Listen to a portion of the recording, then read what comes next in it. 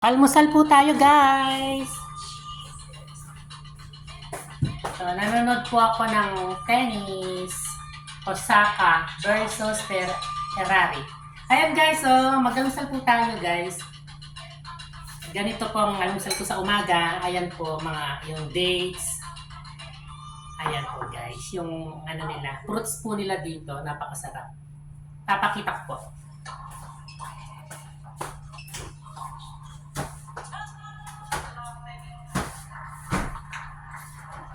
So, guys. Bigay po sa akin hapon ng isang Pilipino. Tsaka, binigyan po niya ako ng 4 na pirasong vitamin C. Ano po siya, 1,000 mg, 20 tablets po sa isang tube. Eto, ganito lang po ang aking almusal, guys, araw-araw. 2 itlog, isang saging, tsaka po ito, dates po ang tawag dito, tamar po sa Arabic. Sarap po. Tsaka oatmeal. Bali, siya po ang ginagawa kong parang asukal kasi ito may matamis po sila. So hindi ko na po nilalagyan ng asukal itong oatmeal. Bali, ito na po ang pinakasukal ko, yung mga prutas to.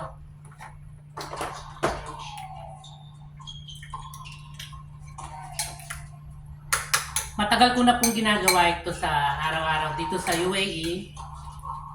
Mag-almusal po ng mag-almusal po ng oatmeal. Dati po inahaluan ko siya ng oatmeal with honey. Yung honey po kasi sobrang tamis, parang pakiramdam ko asukal lang po yun, hindi po original. Kaya ayun,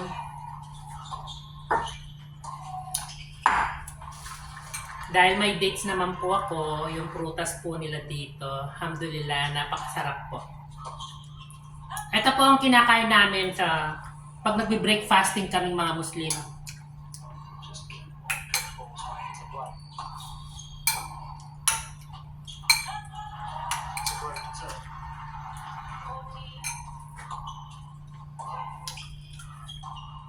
Nanonood po ako ng tennis. Si Osaka at si Ferrari sa Indian Wells. First round.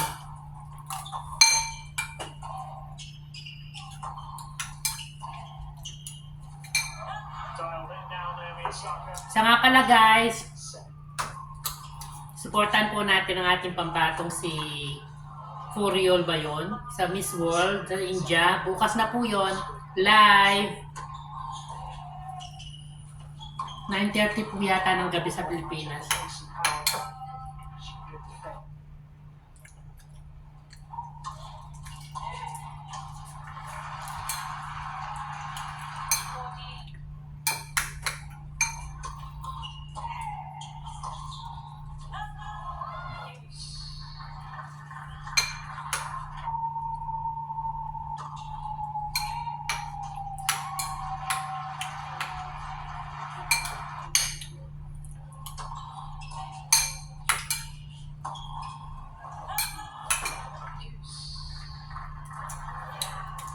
Dalawang itlog po araw-araw na ang almusal ko. Nilalaga ko, guys. Para mapanatilihin natin ang ating collagen sa katawan.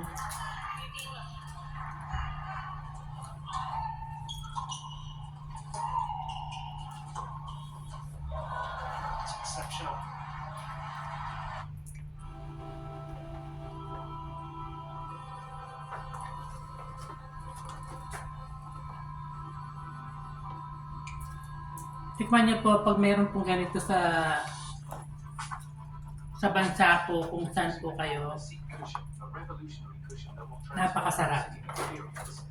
Meron, ito po, bali, marami po kasing klaseng ganitong prutas. Isang prutas pero marami pong flavor. Ito po parang fresh. Wala po siyang halong asukal. Ito naman pong bigay nila. Ayan guys. Nilagay ko po dito isang plastic na malaki para hindi po siya ipisin. Kasi maraming ipis po dito. Ayan guys, so. Meron po siyang asukal. May halo po silang asukal. Napakatamis kaya hindi po namin masyadong kinakain.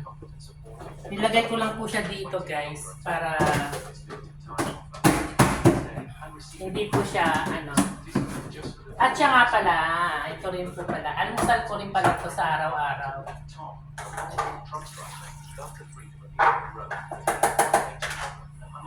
Binababad ko po sila ng tubig sa gabi para lumaki po sila guys. Ayan po, butuan. Hindi ko lang po ang pangalan. Ayan. Ayan po sila. Nandun po kasi yung kaya, teka, magbabalat po ako ng isa para makita po.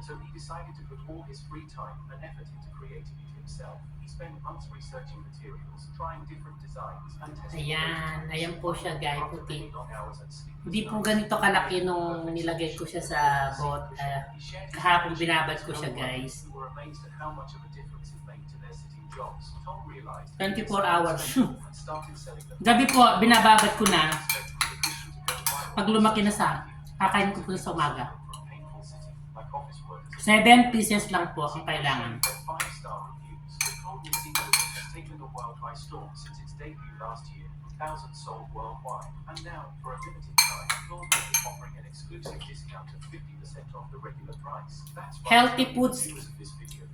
Healthy foods po ang kinakain ko sa morning dito.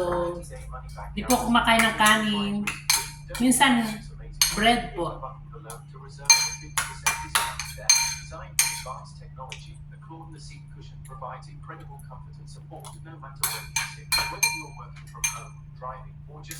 Ang sarap guys. Ganito lang po ang buhay ko dito sa UAE. Kahit 57 na po ako, ayoko pa pong sumuko kasi kaya ko pa naman pong magtrabaho kaysa kung uuwi po ako ng Pilipinas tapos wala po akong trabaho, may stock lang po ako sa bahay. At wala naman po akong ganong kalaking pera para po mag for good na po sa Pilipinas. Kaya minabuti ko pong mag-decision sa sarili ko na habang malakas po ako, magtatrabaho po ako dito sa abroad. Hawa ng Diyos po.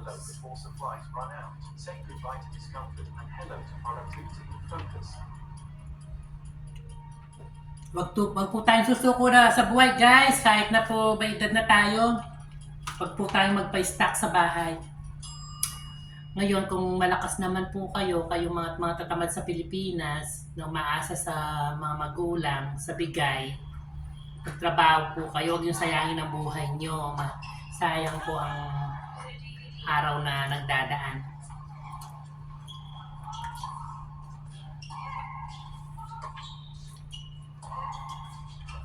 Nanood po ako ng tennis, ayan o. 5-3. 5 points for Osaka, Ferrari, 3 points. Lamang na po si Osaka. 1 point na lang po. Panalo na siya sa first round. Avid fan po ako ni Osaka.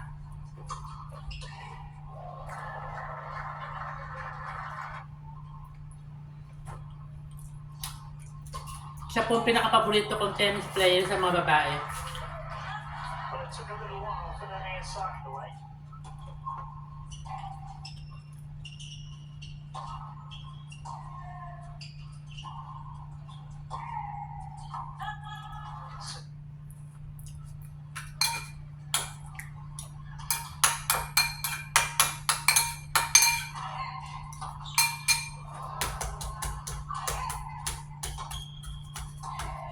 Yan guys, ganito lang buhay. As long na wala po tayong tinatapakang tao, hindi tayo nagagrabyado ng tao, hindi po tayo umaasa sa mga ibang tao, masarap po ang buhay guys. Yung manlamang ng kapwa, hindi po maganda yon. Yung umasa sa kapwa, di rin po maganda yun. Yung umuutang sa kapwa na di nagbabayad, o ay alam nyo kung sino kayo. Di maganda yan, magbayad na kayo.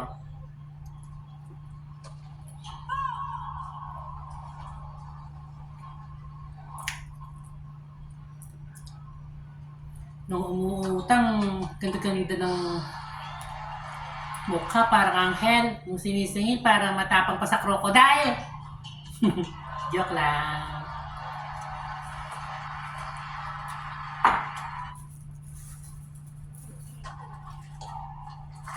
Magbayad na po kayo. Kasi kapag dinatnan tayo ng kamatayan, hindi tayo nakapagbayad, sisingilin yun sa atin.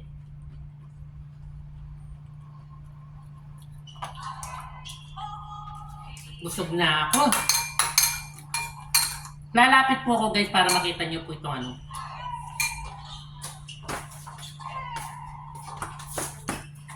Ito po yung buto. Binababad ko po sa gabi. Sa umaga ko po siya kinakain pag malaki na po sila. Yan. Ito po guys. Papakita ko po yung ano yung